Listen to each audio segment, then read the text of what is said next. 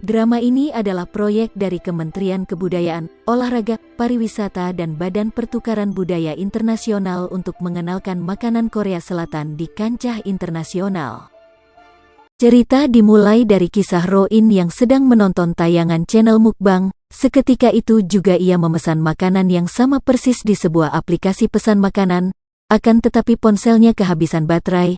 Lalu ia bergegas untuk pulang dan kembali memesan, sayangnya topoki yang ingin dipesan sudah habis. Akhirnya dia memesan ayam goreng sebagai gantinya.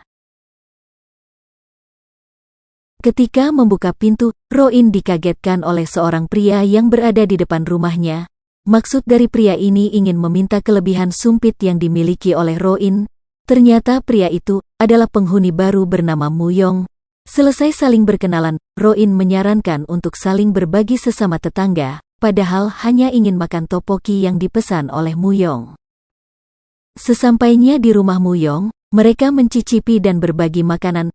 Ro-in mempraktikkan cara makan yang sedang viral, di mana ayamnya dicolek dengan saus topoki dan lelehan keju baru digulung dan dimakan. Ternyata perpaduan keduanya akan menghasilkan rasa yang berbeda daripada dikonsumsi dengan cara biasa. Beberapa menit kemudian Ro-in menyadari bahwa rumah Muyong terdapat beraneka ragam pisau.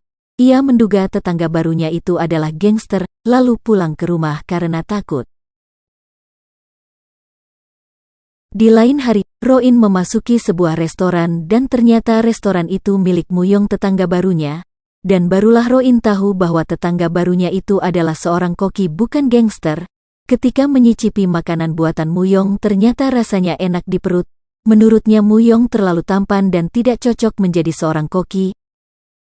Setelah selesai makan, Ro-in mengobrol dengan Muyong tentang mengapa nama restorannya Mokoji Kitchen.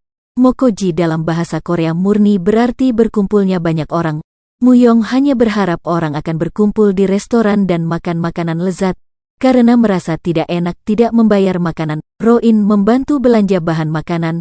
Selepas belanja karena panas, Muyong memberikan kubis ke kepala Ro-in supaya meredakan panas. Dari sini mereka tahu bahwa mereka berdua memiliki kesamaan yaitu makanan lezat adalah salah satu kebahagiaan. Di pagi hari, Dongmin pergi ke rumah Ro-in untuk meminta saran karena dia bertengkar dengan pacarnya. Ro-in berhasil meyakinkan Dongmin bahwa Nari masih mencintainya dan hanya perlu waktu untuk meredakan amarahnya. Makan siang di restoran Mokoji Kitchen, dan mengobrol dengan chef seputar makanan dan hubungan. Diketahuilah bahwa chef tidak punya pacar jadi kesempatan untuk jadi pacarnya masih ada. Lalu Ro-in akan meminta bantuan chef jika dia sudah mendapatkan 5 cap pada kupon yang berarti 1 cap 1 hidangan. Sehubungan dengan wawancara pekerjaan yang akan segera berlangsung, maka Ro-in melakukan latihan wawancara bersama teman-temannya. Ketika sampai di rumah, didapati Dongmin yang mabuk dan tidur di luar. Oleh karenanya ia meminta bantuan Muyong untuk menitipkan Dongmin di rumahnya. Sebab keduanya belum makan malam, maka mereka pun makan di minimarket sambil mengobrol akan cita-cita dan pekerjaan. Terdapat telepon dari Nari. Dongmin membicarakan hal-hal aneh jadi Nari lebih memilih bicara saat Dongmin sudah tersadar dari mabuk.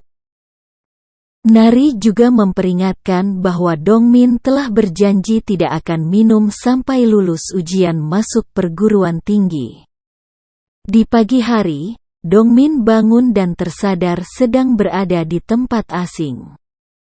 Bertepatan dengan itu, Muyong datang dan mengatakan ini rumah tetangga Ro-in, dan juga mengatakan apa saja yang terjadi kemarin. Karena melihat Dongmin galau terus-menerus, Ro-in pun membuat janji makan siang dengan Nari supaya mereka cepat berbaikan. Tempat janjian mereka adalah di Mokoji Kitchen, dan di hari itu tempat tersebut sedang menyediakan menu bibimbap. Hal tersebut mengingatkan Dongmin tentang kampung halamannya. Nari berpesan jikalau mau ujian maka harus makan dengan lahap. Ro-in yang menyadari mereka sudah berbaikan, pun masuk ke restoran dan memesan makanan. Melihat kedekatan Ro-in dan Muyong, Nari mengajak Dongmin keluar supaya tidak mengganggu masa pendekatan mereka berdua. Seorang wanita asing datang ke restoran dan menggagalkan hari kencan Ro-in dan Mu-yong. Gara-gara hal tersebut juga, Ro-in galau karena salah paham tentang hubungan Mu-yong dan wanita asing tersebut yang ternyata hanyalah kakak kandungnya. Tibalah hari wawancara akan tetapi Ro-in masih galau jadi tidak fokus menjawab pertanyaan yang diajukan. Saat mabuk Ro-in melakukan kesalahan dengan melampiaskan semua kegalauannya kepada Dongmin bukan pada Mu-yong. Ro-in kesal dengan sikap Save yang selalu berbuat baik kepadanya, dan mengatakan akan menuntutnya. Dongmin merasa sepertinya ada sesuatu yang menyebabkan Ro-in mabuk. Dia juga merasa bertanggung jawab pada Ro-in yang sudah seperti kakak baginya. Dongmin meminta tolong Mu-yong untuk membuatkannya bubur karena semua restoran bubur tutup. Mu-yong pun menutup restoran, khusus untuk membuatkan bubur abalon dan teh plum untuk Ro-in supaya energinya kembali. Setelah makan bubur dan minum obat Ro-in merasa lebih baik, akan tetapi dia berhalusinasi jika Mu-yong ada di hadapannya dan berkata aku hanya baik padamu saja.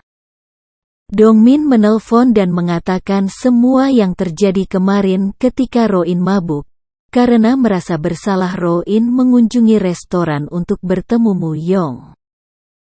Dan akhirnya mereka menyatakan perasaan satu sama lain. Ro-in juga meminta bantuan Mu-yong untuk mengunjungi restoran enak bersama. Mu-yong memasakkan apa yang ingin dimakan bersama, dan dibuatlah es buah. Makanan menjadi lebih enak tergantung dengan siapa memakannya dan siapa yang membuatkannya. Ternyata di luar restoran ada Nari dan Dongmin yang melihat mereka. Nari berkata benarkan hubungan mereka seperti orang kasmaran, sedangkan Dongmin mengatakan Nari kamu lebih manis daripada es buah.